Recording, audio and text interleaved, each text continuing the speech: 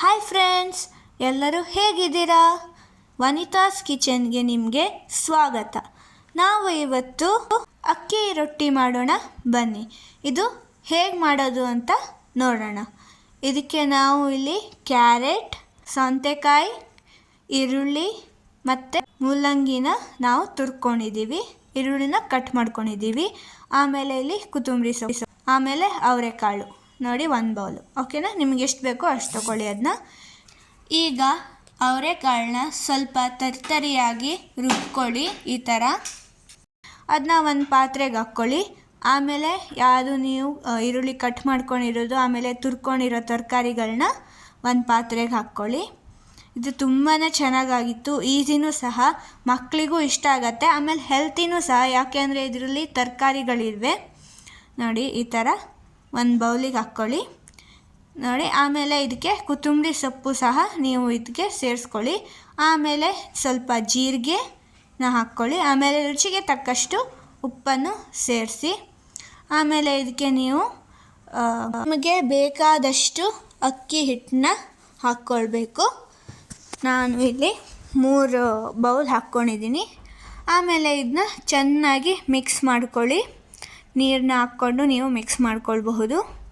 ಓಕೆನಾ? ಈ ಥರ ಚೆನ್ನಾಗಿ ಮಿಕ್ಸ್ ಮಾಡ್ಕೊಳ್ಳಿ.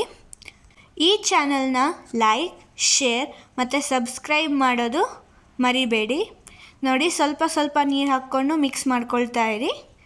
ಓಕೆನಾ? ಡೋ ಆಗೋವರೆಗೂ ನೀವು ಇದನ್ನ ಟ್ರೈ ಮಾಡಿ ಹೇಗಾಗಿದೆ ಅಂತ ನಮಗೆ ಕಾಮೆಂಟ್ ಸಹ ಮಾಡಿ. ನೋಡಿ, ನಮ್ಮ ಹಿಟ್ಟು ರೆಡಿ ಆಯಿತು.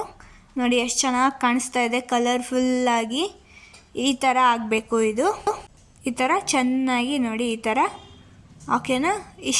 ಇಷ್ಟೇ ಇದನ್ನ ಮಾಡಬೇಕು. ಈಗ ನೀವು ಇದನ್ನ ರೌಂಡಾಗಿ ಮಾಡಿಕೊಂಡು ಈ ಥರ ಚೆನ್ನಾಗಿ ರೌಂಡ್ ಮಾಡ್ಕೊಳ್ಳಿ.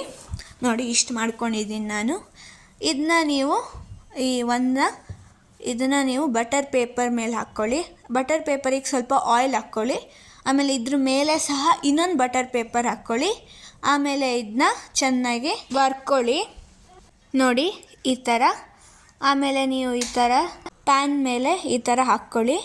ಆಮೇಲೆ ಬಟರ್ ಪೇಪರ್ನ ತೆಗೀರಿ. ಇದಕ್ಕೆ ನೀವು ಆಯಿಲ್ ಹಾಕ್ಕೊಳ್ಬಹುದು. ಈಗ ನಾನು ಇನ್ನೊಂದು ಮಾಡ್ತಾಯಿದ್ದೀನಿ. ಪ್ಯಾನ್ ಮೇಲಿರೋ ರೊಟ್ಟಿನ ಚೆನ್ನಾಗಿ ಬೇಯಿಸ್ಕೊಳ್ಳಿ. 2 ಸೈಡು ಚೆನ್ನಾಗಿ ಬೇಯಿಸ್ಕೊಳ್ಳಿ. ನೋಡಿ ಎಷ್ಟು ಚೆನ್ನಾಗಿ ಕಾಣಿಸ್ತಾ ಇದೆ, ಕಲರ್ಫುಲ್ಲಾಗಿ. ಈಗ ನಮ್ಮದು ಇನ್ನೊಂದು ರೊಟ್ಟಿನೂ ರೆಡಿ. ಇದನ್ನು ಸಹ ನೀವು ಸೇಮಾಗಿ ರಿಪೀಟ್ ಮಾಡ್ಕೊಳ್ಳಿ. ನೋಡಿ ಎಷ್ಟು ಚೆನ್ನಾಗಿ ಕಾಣಿಸ್ತಾ ಇದೆ ಅಂತ. ತುಂಬಾ ಸಖತ್ತಾಗಿತ್ತು. ಮಕ್ಕಳು ತರಕಾರಿ ತಿನ್ನಲ್ಲ ಅಂತ ಹಠ ಮಾಡಿದ್ರೆ ನೀವು ಈ ಥರ ಸಹ ಮಾಡಿಕೊಡ್ಬಹುದು.